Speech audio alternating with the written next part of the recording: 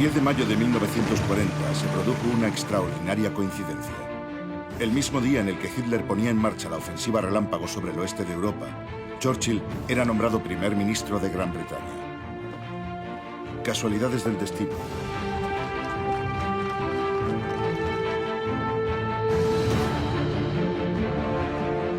Unas semanas más tarde, Hitler conquistó Francia, Bélgica y Holanda. Churchill estaba solo frente a un ejército que había conquistado gran parte de Europa.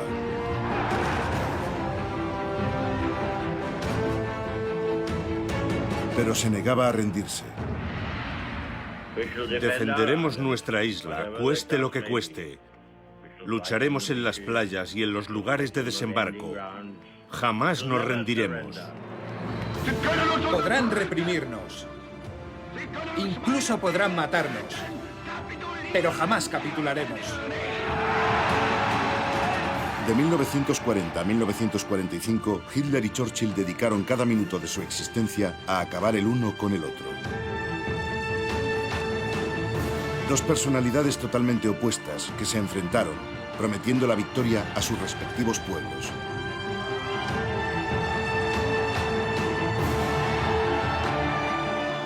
Una lucha de titanes que determinó la suerte de la humanidad.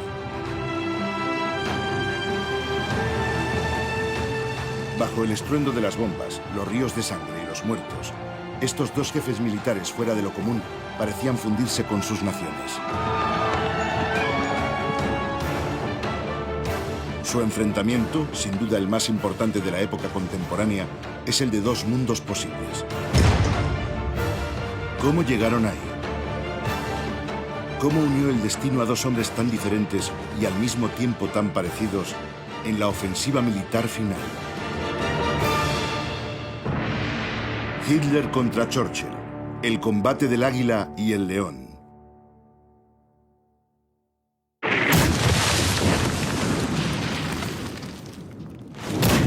El primer enfrentamiento entre estos dos titanes del siglo XX se produjo mucho antes de 1940. 1916, la Primera Guerra Mundial se eternizaba.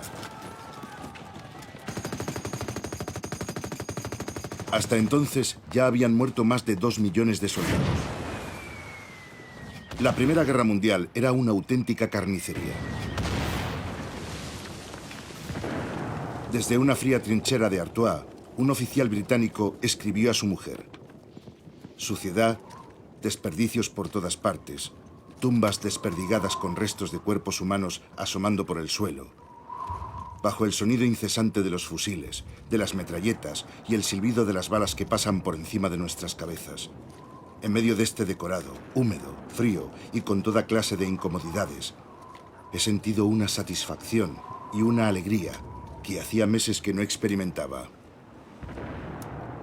El autor de estas líneas que tanto apreciaba el frío bajo la metralla no es otro que Winston Churchill. Se sentía igual de cómodo en las trincheras que en su baño. Y es que sus años de juventud ya fueron una auténtica novela de aventuras. Winston nació en 1874 en uno de los castillos más hermosos de Inglaterra.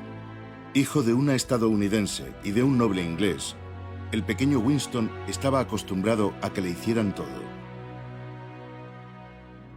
Se educó en un internado. Fue un colegial revoltoso, con malas notas, a quien su padre consideraba un estúpido. Enseguida le orientaron hacia la carrera militar y el joven sorprendió a todos.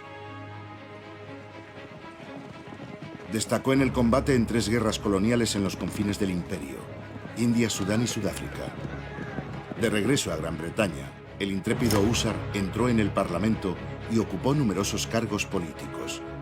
A los 36 años ya era ministro de Interior.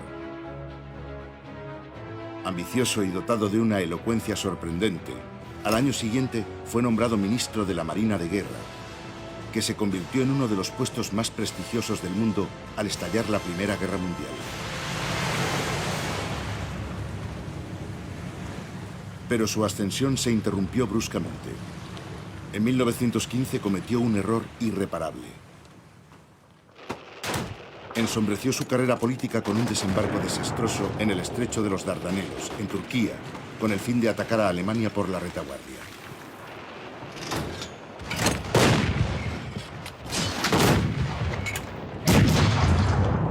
Más de 100.000 soldados británicos, australianos, neozelandeses y franceses murieron en el transcurso de esa desastrosa campaña. Churchill tuvo que dimitir. Se sumió entonces en una terrible depresión que él llamaba su perro negro. A sus 42 años, todos le consideraban un hombre acabado. Pero Churchill odiaba estar sin hacer nada, así que el ex primer lord del almirantazgo decidió unirse al frente francés.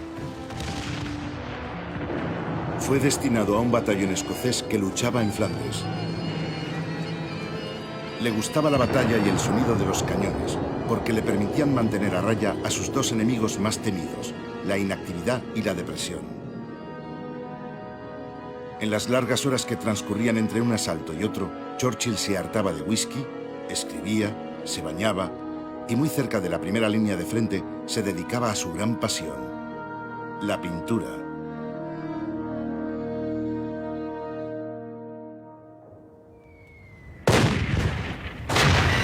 A pocos kilómetros de allí, al otro lado de las trincheras, un joven cabo del regimiento bávaro, apasionado por la pintura, también pintaba sin descanso. Adolf Hitler tenía 27 años, 15 menos que Churchill, y se había alistado como voluntario en el ejército alemán. Llevaba años queriendo dedicarse por completo al arte.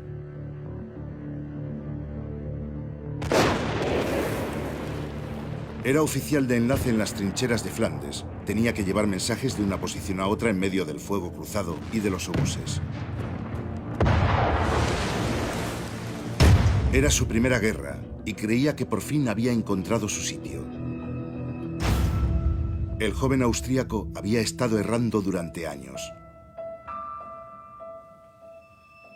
Nació en el seno de una familia de la pequeña burguesía, hijo de un padre violento y de una madre muy protectora. Hitler tuvo una infancia atormentada. Después de unos estudios mediocres, su padre deseaba que fuese funcionario público, pero él quería dedicarse a la pintura.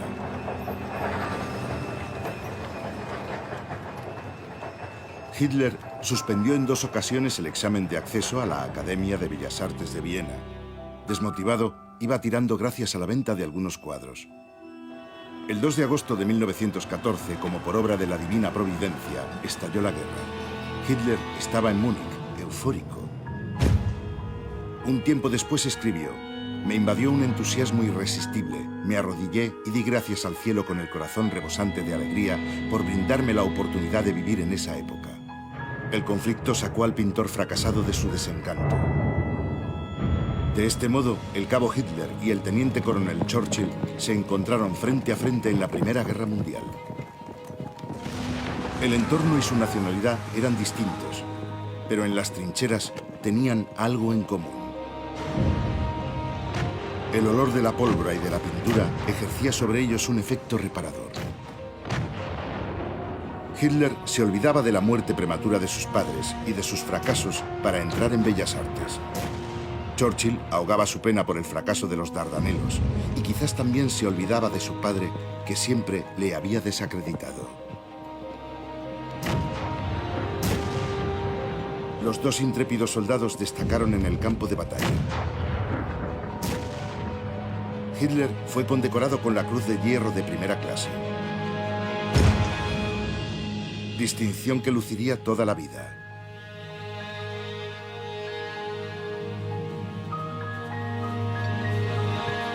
Después de 6 meses en el barro, la depresión de Churchill desapareció. El diputado regresó a Londres y a los 15 meses entró en el gobierno como ministro de Armamento. Ambos todavía lo ignoraban, pero bajo la tormenta de acero que se cernía sobre el norte de Europa, su duelo ya había comenzado. Porque las balas, los proyectiles que Adolf Hitler debía evitar, los fabricaba Winston Churchill, ministro de Armamento.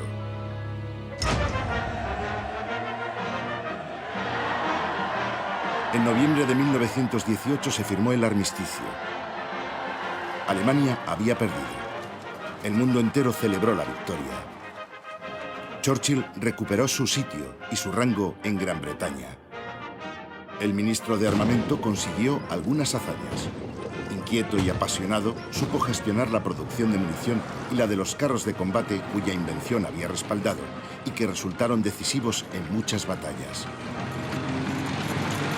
Muchos ingleses le atribuyeron la victoria y en el desfile militar ocupó un puesto privilegiado.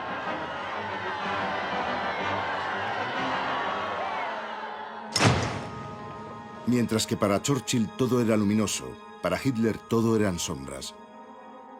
Herido en combate y temporalmente ciego, el joven cabo vivió la rendición como una terrible humillación. Sin saber qué hacer con su vida, Hitler se metió en política. El soldado artista resultó ser un magnífico orador. Ascendió a la cabeza de un partido de extrema derecha que rebautizó como Partido Nazi.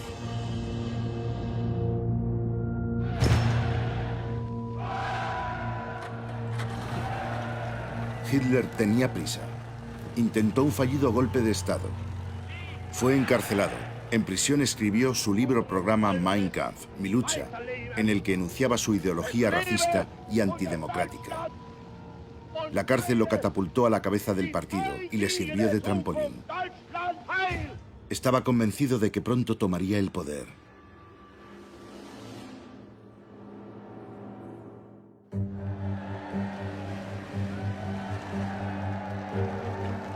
En Gran Bretaña, también gracias a sus dotes de orador, Churchill fue enlazando los cargos ministeriales. Guerra, aviación, colonias... Una gran carrera. A los 50 años fue nombrado canciller de Hacienda, ministro de Economía. De este modo, a mediados de los años 20, los dos excombatientes, pintores, escritores y oradores lograron retomar las riendas de sus vidas. Pero estaban en las antípodas el uno del otro. El inglés sugería, mientras que el alemán vociferaba. El pequeño burgués sudaba y se retiraba el pelo de la cara, mientras que el aristócrata hacía algunas extravagancias que encandilaban al público. Churchill era un gran bebedor, pero no un alcohólico. Hitler, por el contrario, odiaba el alcohol y se preguntaba cómo la gente podía beber champán. Él lo llamaba agua avinagrada. Churchill solía ir acompañado de su mujer, Clementine. Hitler hacía alarde de una total castidad y decía que Alemania era su única esposa. El patriota Churchill tenía un gran sentido del humor y una ironía muy sutil. Permanecía horas en la Cámara de los Comunes, que temían enfrentarse a él, porque su elocuencia podía ser terrible. Como en una ocasión en la que la diputada Lady Astor le dijo: si yo fuera su mujer, le pondría veneno en el café, a lo que él respondió: si yo fuera su marido, me lo bebería. El nacionalista Hitler nunca debatía, ya que nadie se atrevía a contradecirle. Realizaba largos monólogos que podían durar horas, pero sus discursos encandilaban a la gente, parecían conversiones religiosas en masa.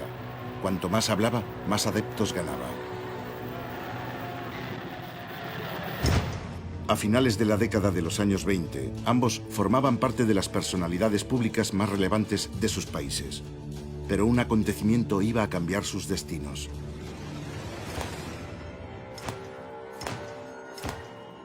En octubre de 1929, el pánico se apoderó de Wall Street. La bolsa se desplomó. Enseguida, la economía mundial entró en recesión.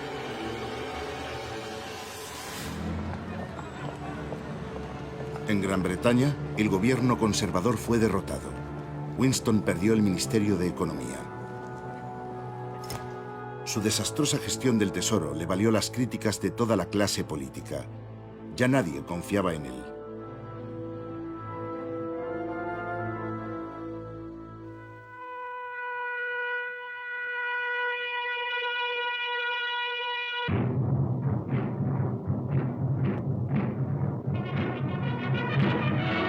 Mientras Churchill mordía el polvo, Hitler estaba en plena ascensión. Aprovechando la crisis, transformó su insignificante grupúsculo en una maquinaria cada vez más potente.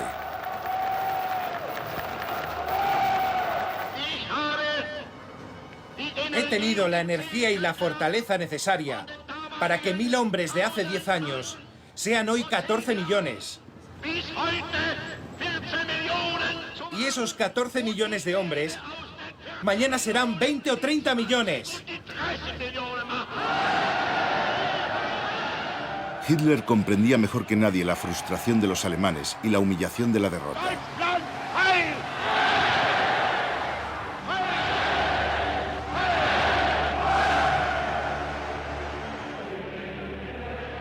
Tanto es así que en enero de 1933 el cabo fue nombrado por el presidente Hindenburg canciller de Alemania.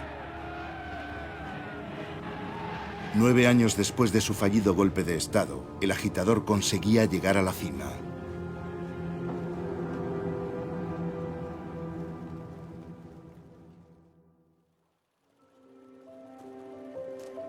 Mientras tanto, Churchill había iniciado la travesía del desierto. Pero estar solo no significaba estar pasivo. Era uno de los pocos que leyó Mein Kampf. A partir de marzo de 1934, alertó a la opinión pública acerca del peligro que representaba la Alemania nazi. A solo unas horas de avión, hay una nación que cuenta con unos 70 millones de individuos, que son los más instruidos, trabajadores y disciplinados del mundo. A los niños les enseñan que la guerra es un ejercicio glorioso y la muerte en combate, el destino más noble. Esta nación fuerte y que posee tantas virtudes está bajo el control de un grupo de hombres sin piedad que predica la intolerancia y la superioridad racial con el apoyo de la ley, del Parlamento y de la opinión pública. Pero en sus nuevos mandamientos han omitido: no matarás. Se rearman a gran velocidad. Así que vuelvo a plantear la pregunta: ante estos hechos, ¿qué debemos hacer? Entre el aristócrata y el pequeño burgués se inició un duelo a distancia. Duelo que el dictador dominaba ampliamente. Ignorando el Tratado de Versalles, Hitler se aprovechó de la debilidad de las democracias occidentales para multiplicar sus golpes. Restableció el servicio militar, remilitarizó Renania y se apoderó de Austria sin hacer ni un solo disparo.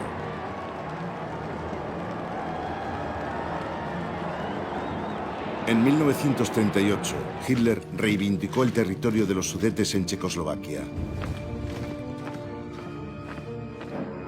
Aterrados por el poder de la Wehrmacht, París y Londres firmaron los acuerdos de Múnich, en los que cedían a Hitler el territorio de los Sudetes a cambio de un simple papel. Churchill fue el único que denunció este acuerdo y vaticinó: os dieron a elegir entre la guerra y el deshonor. Elegisteis el deshonor y ahora tendréis la guerra.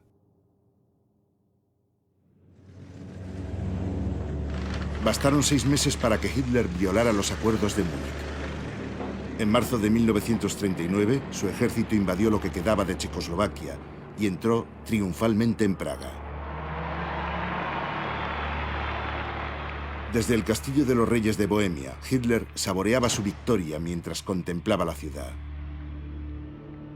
Cuando un ayudante de campo le informó de que ni Inglaterra ni Francia habían movido sus ejércitos, Hitler contestó: ya lo sabía, en 15 días nadie hablará más del tema. Desde que tomó el poder, no había cometido ningún error. Consiguió apoderarse de Renania, Austria y Checoslovaquia sin hacer ni un solo disparo. Si la historia se hubiera detenido ahí, a pesar de perseguir a todos sus oponentes, no cabe duda de que Hitler habría sido considerado como un gran hombre de Estado alemán. En 6 años detuvo la inflación, combatió el paro, devolvió la dignidad a los alemanes y convirtió al país en la nación europea más poderosa.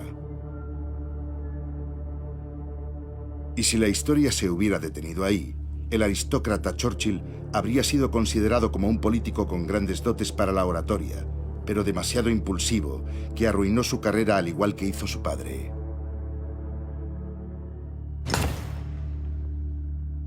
Pero la historia siempre se reserva algunas sorpresas. Con la invasión de Checoslovaquia, Hitler demostró que no tenía palabra. La opinión pública fue cambiando progresivamente.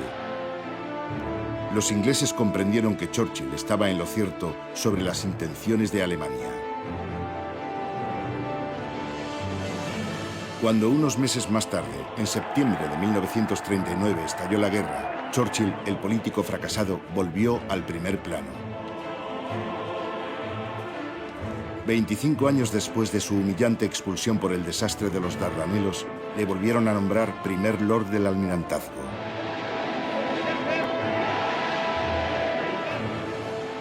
Winston era el único combatiente real del gobierno, mientras que Chamberlain resultó ser un pésimo primer ministro en tiempos de guerra.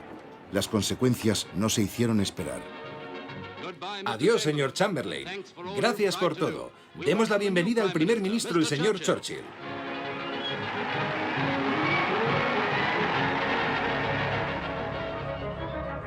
El 10 de mayo de 1940, el mismo día en el que Churchill fue nombrado primer ministro, Hitler atacó Bélgica, Holanda y Francia. Volvían a enfrentarse 20 años después del final de la Primera Guerra Mundial, pero esta vez estaban a la cabeza de sus respectivas naciones. Hitler creía haber acabado con su principal detractor, pero en realidad lo había vuelto a colocar en el poder. Llevaban una década observándose el uno al otro y por fin iban a enfrentarse.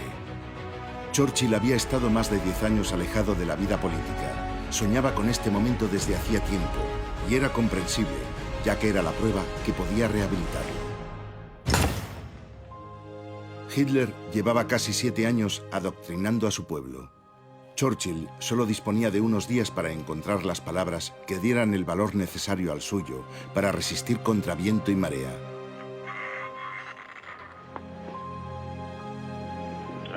Diré a la Cámara lo mismo que al gobierno. No puedo ofrecer más que sangre, esfuerzo, lágrimas y sudor.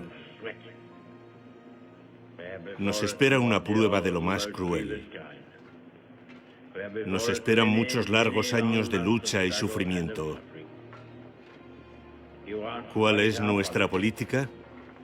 Luchar por tierra, mar y aire, con todas las fuerzas que Dios nos dé. Luchar contra una tiranía monstruosa y sin igual en los oscuros anales del crimen. Esa es nuestra política. ¿Cuál es nuestro objetivo? Solo tengo una palabra: victoria.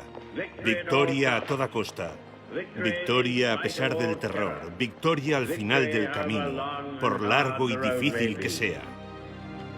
Hasta los miembros de la oposición se emocionaron al escucharlo.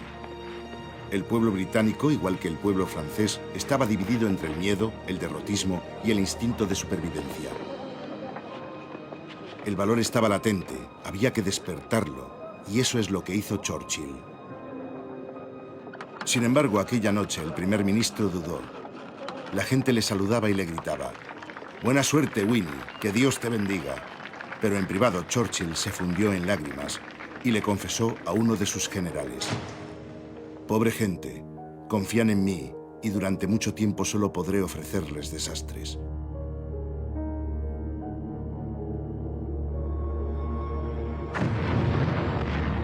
Y los desastres llegaron antes de lo previsto.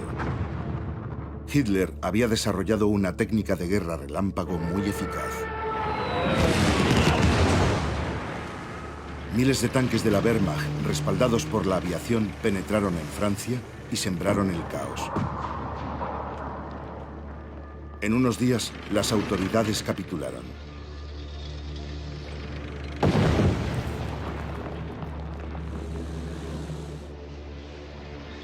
Hitler estaba entusiasmado. Había ganado la batalla de Francia en un tiempo récord. Sus generales ni se habían imaginado llegar tan lejos y tan deprisa. Era la venganza por 1918. Los vencidos de entonces eran los vencedores de ahora.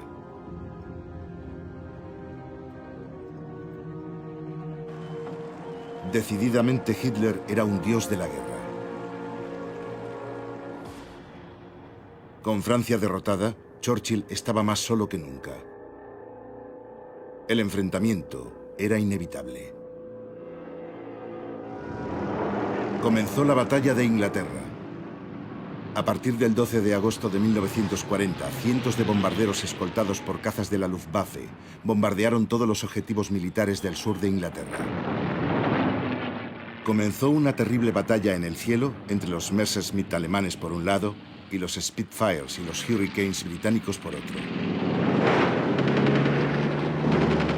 El cielo de Gran Bretaña se volvió del color del fuego.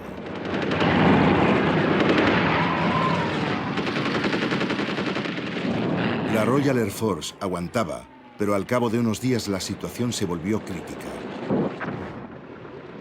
A finales de agosto, la aviación británica prácticamente había perdido el control en el sur de Inglaterra y los alemanes avanzaban. Pero un acontecimiento fortuito cambió el curso del destino. El 24 de agosto, un avión alemán lanzó una bomba sobre Londres por error. Churchill se lo tomó como una provocación. Al día siguiente ordenó el bombardeo de Berlín. Todos sus generales trataron de disuadirlo diciéndole que era una misión suicida. Berlín estaba demasiado lejos. Pero Churchill, tan impulsivo como siempre, se obstinó.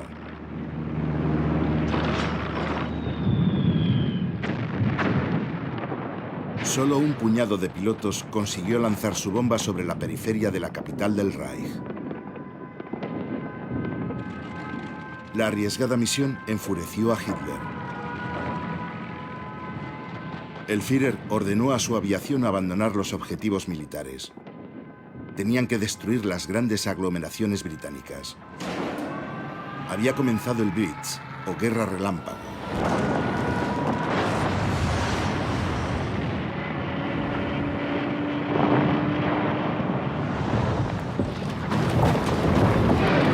A pesar de la tormenta de fuego que caía sobre las ciudades británicas, de las escenas apocalípticas que vivían los habitantes y de las decenas de miles de muertos, los ingleses resistían.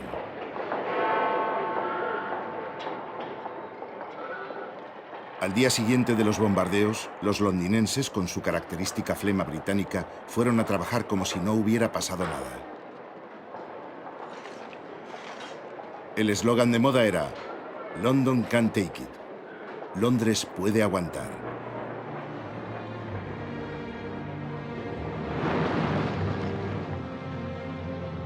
Mientras duró el Blitz, Churchill se desplazó constantemente a los barrios bombardeados para mantener la moral de los habitantes.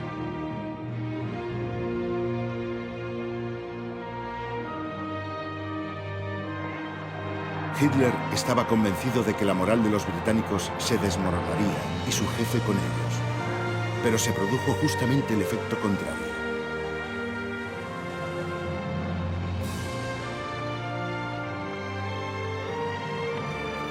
La firmeza de Churchill, su impasible dignidad, su inquebrantable confianza en el futuro, su convicción de que Inglaterra triunfaría, su sonrisa, su sombrero, su puro o sus discursos apasionados, lo convirtieron en el símbolo de la resistencia contra la tiranía.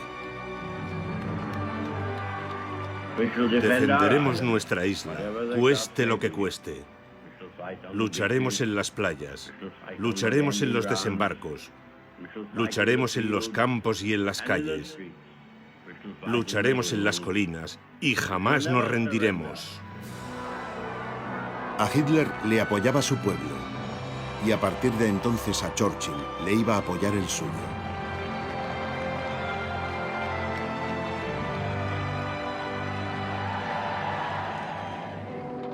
Hitler cometió un terrible error. Al abandonar los objetivos militares, permitió que la aviación británica se reorganizase y pudiera volver a atacar.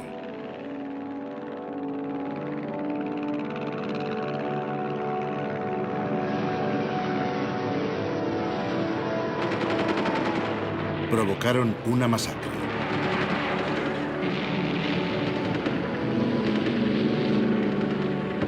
Los ingleses ganaron la batalla del cielo.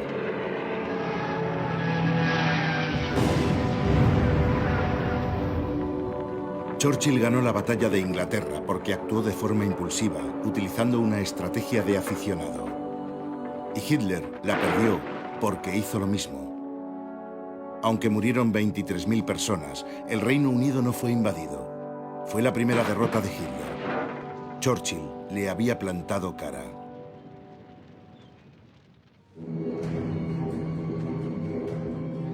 Hitler se vio obligado a aplazar la invasión de Inglaterra. Esperaba doblegarla, aniquilando a otro de sus enemigos ancestrales, la Unión Soviética.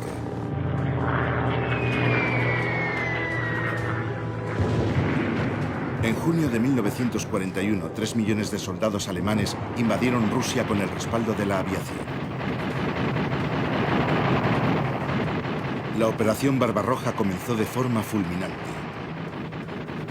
Mientras Hitler situó a parte de su ejército en el este, en el oeste se produjo un golpe de efecto.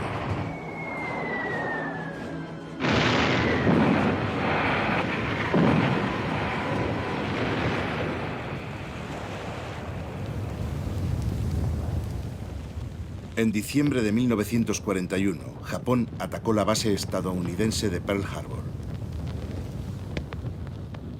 Nuestros dos estrategas se alegraron, pero no por las mismas razones. Hitler estaba entusiasmado porque Japón estaba de su lado. Les dijo a sus mariscales: no podemos perder la guerra. Nuestro nuevo socio no conoce la derrota desde hace 3000 años. Churchill también estaba encantado. Pearl Harbor era el pretexto que estaba esperando. Estados Unidos entró en guerra, en su bando. Pero el gigante estadounidense todavía no estaba listo. Gran Bretaña sufrió numerosos reveses. El ejército de Hitler se imponía en todos los frentes. En el norte de África, decenas de miles de soldados ingleses murieron o fueron hechos prisioneros en la batalla del Atlántico. Churchill recibió críticas del Parlamento. A lo largo de la guerra, el dictador nazi imponía sus ideas. Sin embargo, el primer ministro tenía que convencer, porque Inglaterra era una democracia parlamentaria. Churchill declaró: soy como el piloto de un bombardero. Hago una salida cada noche y sé que de alguna no regresaré. Sus adversarios políticos comprendieron que era posible resistir a Hitler, pero era imposible reemplazar a Churchill en pleno combate. El león británico poseía una forma física increíble.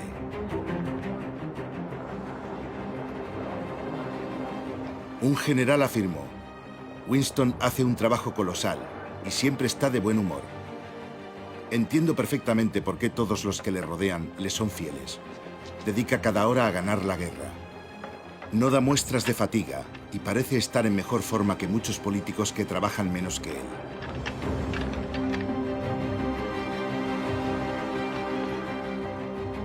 Churchill nunca había sido tan feliz. Su depresión quedaba atrás. A las preguntas de unos periodistas respondió: solo tengo un objetivo, deshacerme de Hitler. Mi vida será entonces mucho más sencilla.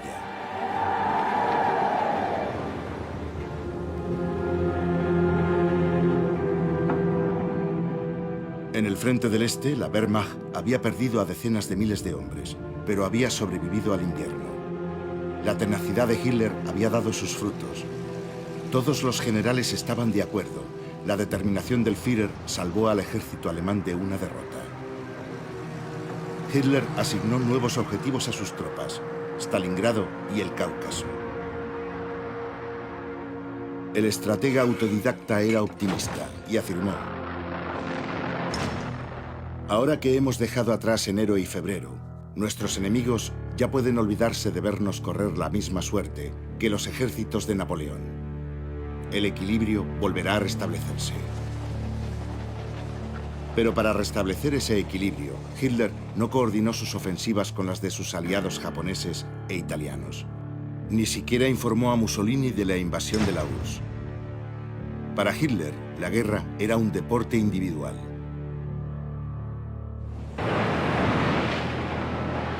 Pero para Churchill se trataba de un deporte de equipo.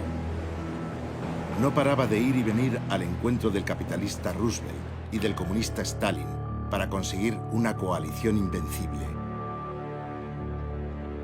El amo del Kremlin tenía sus exigencias.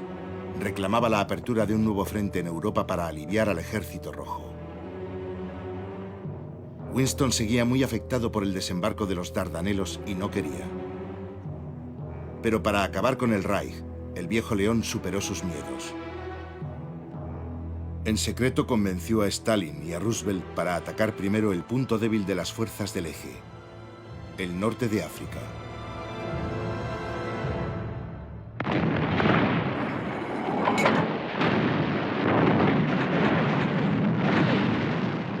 El 8 de noviembre de 1942, las tropas anglo-estadounidenses desembarcaron en Orán, Argel y Casablanca. La Operación Torch, ideada por Churchill, fue todo un éxito.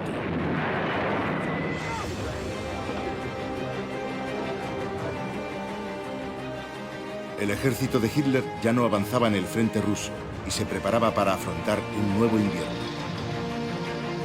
Los esfuerzos del viejo león por fin estaban dando frutos. La coalición trabajaba de común acuerdo. Siempre de un lado para otro, Churchill era una auténtica dinamo que infundía a sus tropas y generales energía y sed de victoria. Y sin perder nunca el sentido del humor. Cuando el general Montgomery le dijo: «Yo no bebo ni fumo y estoy en forma al 100%», Churchill le respondió: «Yo bebo, fumo y estoy en forma al 200%».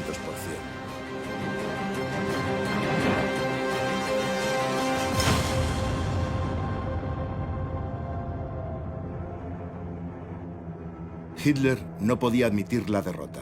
Se estaba volviendo cada vez más irascible. Había dejado de confiar en sus generales. Halder, List, von Manstein, Keitel y Guderian fueron relevados de sus cargos o trasladados a otro frente. En el este, la situación de la Wehrmacht era desesperada, pero Hitler se negaba a rendirse.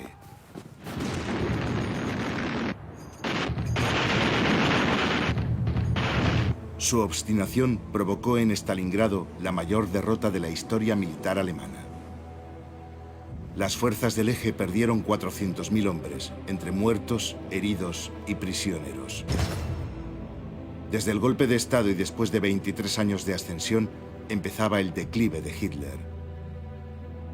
Se iba volviendo cada vez más místico e impenetrable. Hizo la siguiente confesión: el dios de la guerra se ha pasado al otro bando.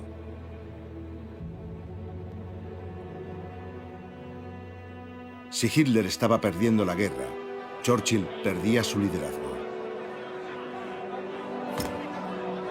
En Teherán, en noviembre de 1943, Churchill tomó conciencia de que Roosevelt y Stalin se habían convertido en los nuevos señores de la guerra, y él ya no tenía el control de las operaciones. Volvió a caer en una depresión, acompañada de una neumonía. Winston creía que había llegado su hora. Pero tan imprevisible como siempre, unos días más tarde, el enfermo estaba mucho mejor y posaba ante las cámaras con un uniforme que ningún general del ejército se habría atrevido a llevar nunca. El enfermo enseguida recuperó la energía para meter las narices en los planes de su Estado Mayor. Porque Churchill, igual que Hitler, no podía estar mucho tiempo lejos de un mapa. Ambos eran la pesadilla de sus generales. Daban órdenes, modificaban los planes. Y eso que ninguno de los dos era un gran estratega. Pero había una diferencia. Winston sabía que era un aficionado y escuchaba a sus consejeros que en muchas ocasiones evitaron que hiciera algo irreparable.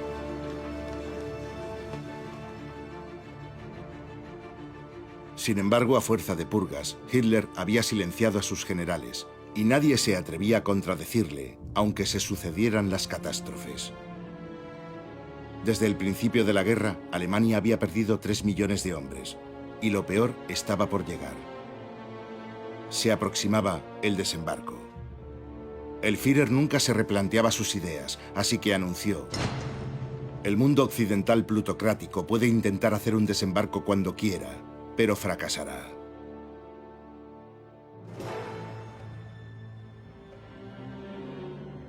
En la noche del 5 al 6 de junio de 1944, la mayor flota jamás reunida puso rumbo a las costas francesas.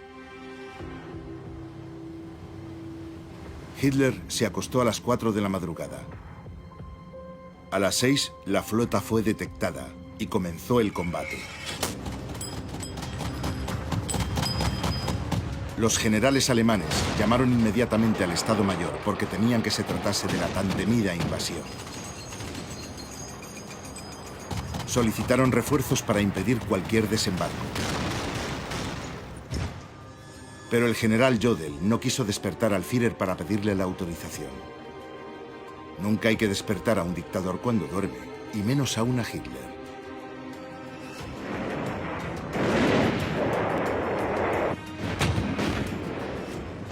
Hitler durmió hasta las 10 de la mañana, hora en la que lo despertó su edecán.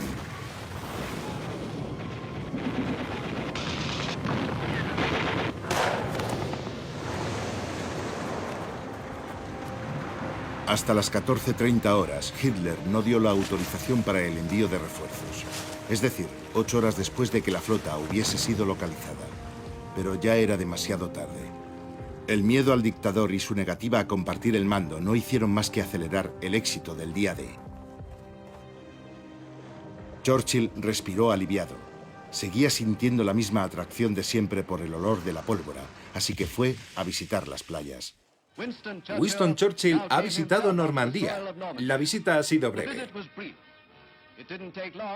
El primer ministro ha comprobado que todo está saliendo bien en esta primera fase del asalto a Europa. Ha subido a bordo del destructor Kevin, convencido de que los mayores triunfos están por venir. Los arquitectos de la victoria regresan a casa.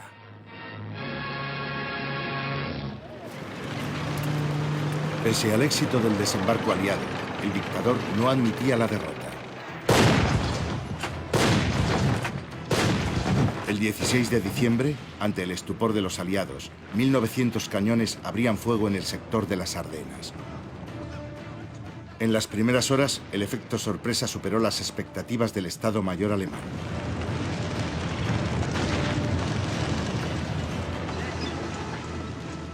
Hitler ya saboreaba las mieles del triunfo, pero aún era demasiado pronto. El estado de las carreteras y sobre todo la escasez de gasolina impidieron el avance. Enseguida, la aviación aliada acribilló a la Wehrmacht sin descanso y recuperó la ventaja.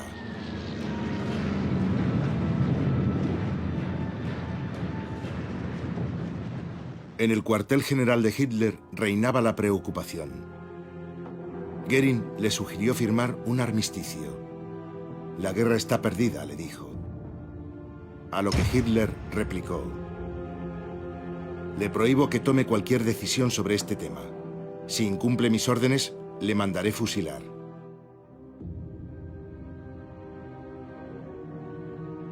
Hitler se obstinó. No capitularemos nunca. Si nos hundimos, arrastraremos un mundo con nosotros.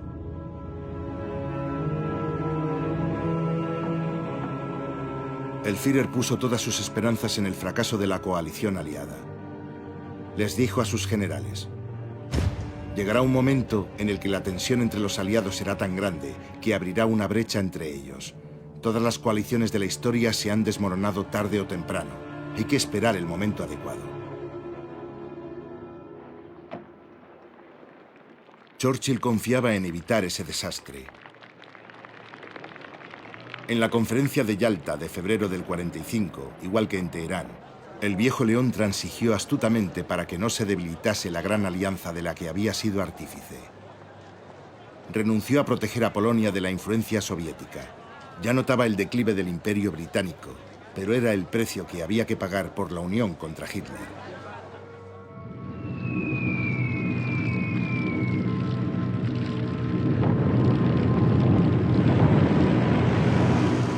Para acelerar el desmoronamiento del Reich, Winston no dudó en emplear el terror, igual que había hecho Hitler contra él. Los aliados multiplicaron los bombardeos masivos sobre las grandes ciudades alemanas. En febrero de 1945, Churchill y Roosevelt dieron luz verde al bombardeo de Dresde. La ciudad estaba abarrotada de decenas de miles de refugiados, y en ningún caso se trataba de un punto estratégico.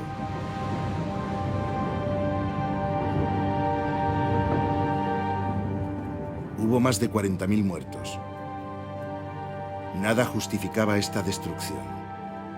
Pero Winston no había olvidado el Blitz, ni las decenas de miles de ingleses que murieron bajo las bombas alemanas. Churchill recorría las ruinas para apoyar a su pueblo. A Hitler ni se le ocurría hacerlo. Desde que el dios de la guerra se había cambiado de bando, el Führer se dirigía cada vez menos al pueblo que le había llevado al poder y ya casi no se dejaba ver.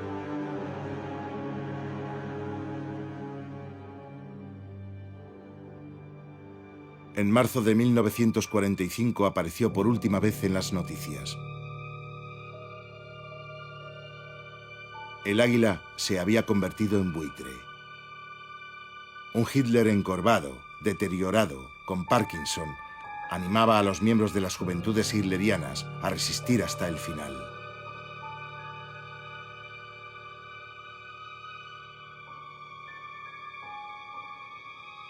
Un fragmento de la película fue censurado. En él se veía un Führer incapaz de controlar los temblores.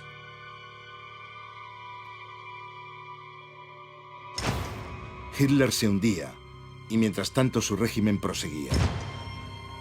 Los pelotones de ejecución abatían a decenas de desertores.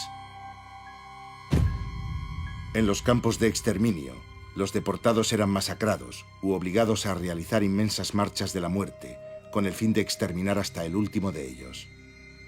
No podía ganar la guerra, y el Führer quería reemplazar la victoria con el éxito del genocidio.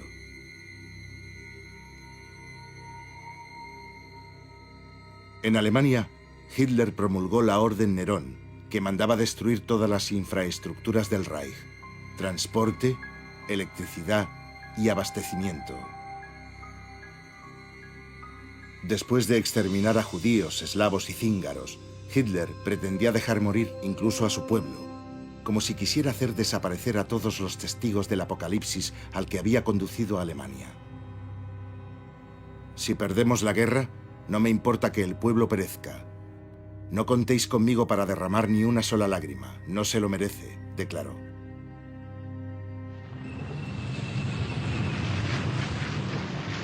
En el este, el ejército soviético avanzaba como una apisonadora, y en abril se lanzó sobre Berlín. Era el fin.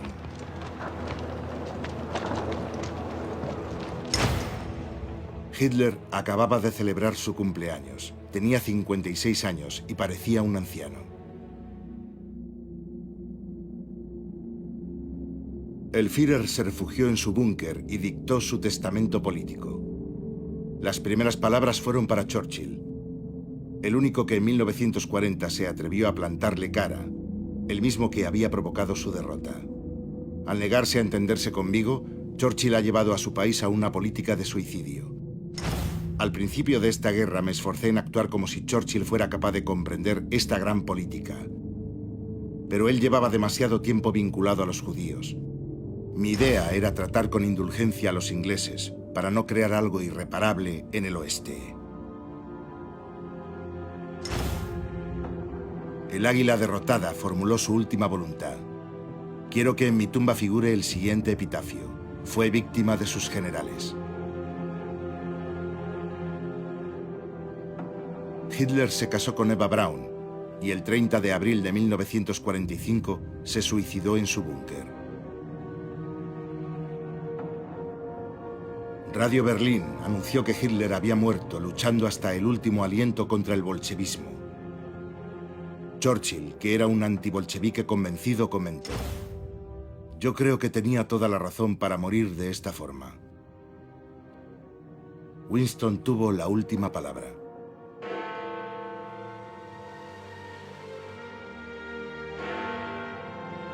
El 8 de mayo de 1945, Alemania capituló. Aclamado en las calles, ovacionado en el Parlamento, felicitado por el rey, Winston saboreó durante un breve instante el resultado de 6 años de lucha. Nadie había creído en él, ni su padre, ni sus compañeros de la Cámara de los Comunes. Y sin embargo, tal y como se lo había prometido, consiguió lo imposible y escribió la historia. Esta es vuestra victoria. La victoria de nuestra causa. La victoria de la libertad en todas partes.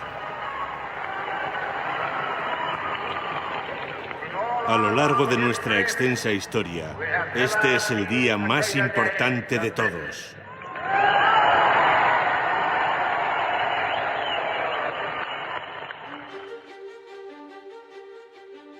Pero muy pronto la victoria se volvió amarga, porque aunque el demócrata había ganado la guerra, perdió las elecciones legislativas. La democracia tiene estos reveses. Churchill cayó en una depresión. Viajó, volvió a escribir y en su equipaje metió pinceles y 96 botellas de Veuve Clicquot. Era como si echase de menos a Hitler. Con la desaparición de su mejor enemigo, perdió por algún tiempo su razón de ser. Nunca un duelo ha marcado tanto la historia del mundo.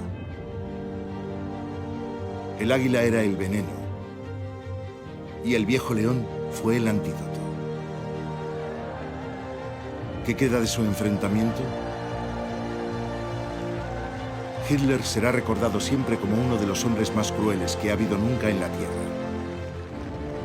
Y Churchill como uno de los líderes más aclamados de todos los tiempos, que legó al mundo su valentía y su incomparable sentido del humor. Todavía seguiría escribiendo en las páginas de la historia 20 años más.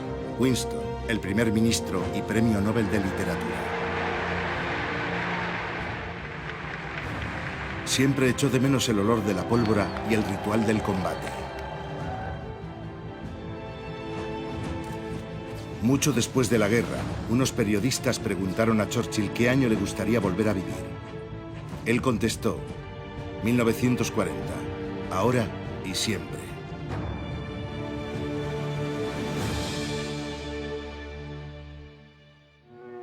En una gran metrópolis de una isla lejana, que se extiende en el mar, como una gran araña con patas terroríficas, hay un castillo siniestro, habitado por sombras y fantasmas, y repugnantes animales nocturnos que cobija a un ser mitad humano, mitad monstruo.